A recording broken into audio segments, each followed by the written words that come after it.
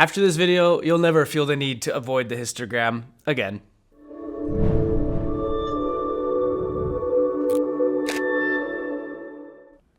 Hi everyone, hope you're doing well. In this video, we're going to be going over what the histogram is, how to use it, and how we can maximize it for our photo editing, and also in terms of our photo exposure and color balance. Let's go take a look. Okay, so if you've been using Zoner Photo Studio X for some time, you've probably noticed that the histogram is right up here on the top of the manager, develop, and editor modules, right up here on the right corner. And the histogram tells us if our photo is either overexposed or underexposed, plus a lot of other data that we can take advantage of. We can think of the histogram as a type of sort of imaginary axis with the darkest parts of the exposure on the left and the brightest parts on the right. Now the vertical axis tells us how many of these areas appear in the photo. So for example, we've got a really bright photo here with practically no dark areas. So naturally the histogram is going to be rising mainly here on the right side. And then in this other photo, it's going to be the exact opposite. So in this case, where the photo's exposure is fairly evenly distributed, the graph is going to stretch across the entire length of the histogram. So if we increase the exposure in this photo like this, we can see that the histogram moves to the right. And if we increase contrast, the graph stretches towards both ends and rises at the ends. And this is because by increasing contrast, we are essentially widening the difference between the light and dark areas and pushing up the highlights and shadows. For example, if you raise the black point here, we can see that the graph compresses at the bright side. And this is telling Zoner Photo Studio where the darkest point in the photo is. And because we've set that point high enough, we've created this gap right here in the histogram. And look out for these gaps and avoid them completely if possible, because what this gap is telling us is that we've squeezed the highlights as well as the shadows together way too much. And not only is this going to make you lose image data for this part of the exposure, but it simply just doesn't look good. Now, if I play around with this some more, I can find that increasing the highlights is going to raise the bright part of the graph, and lowering the highlights is going to naturally lower it.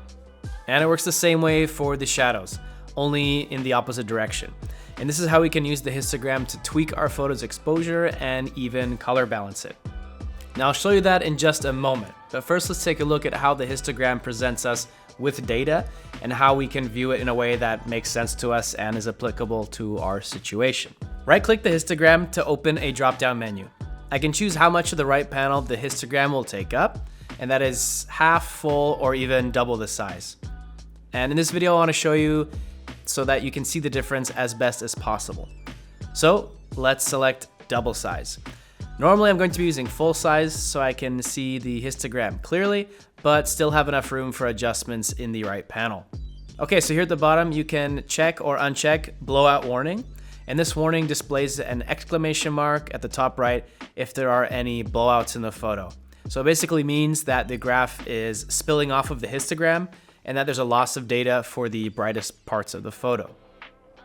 By default, brightness and color channels are selected to show exposure and all of the three color channels, so RGB.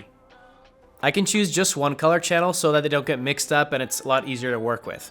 So I have a choice of brightness, which only shows exposure, colors, which shows all of the color channels one over the other, like this, and then each color channel that makes up every color of the photo. So that's going to be red, green, and blues. So let's select some of these to show how they work. Brightness speaks for itself. It shows us how much highlights and shadows are in the photo. And since we already showed how exposure makes the histogram move, let's move on to the color channels. So I'm going to demonstrate by using each color channel separately so that the graphs don't get mixed up and it's much easier to read and understand. So for example, if I switch to red channel, I can see how and where red shows up in my exposure, like this. And if I want to adjust it, I need to go down to the tone curve and play around with different color channels right here. We've previously already gone over how to use the tone curve, and you can find a link to that video below in the description. Here we can see that we have reds mainly in the middle section. So let's switch to the red channel in the tone curve, and using a point that's roughly in the same place as in the histogram, let's reduce the red. And I can see that the red graph in the histogram, as well as the degree of the red in the photo, changes.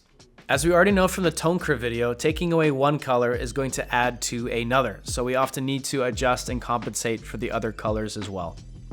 And we can use this method to color balance the entire photo. We just simply switch between each channel in the tone curve, as well as the histogram, and then fine tune them until we're happy with our product.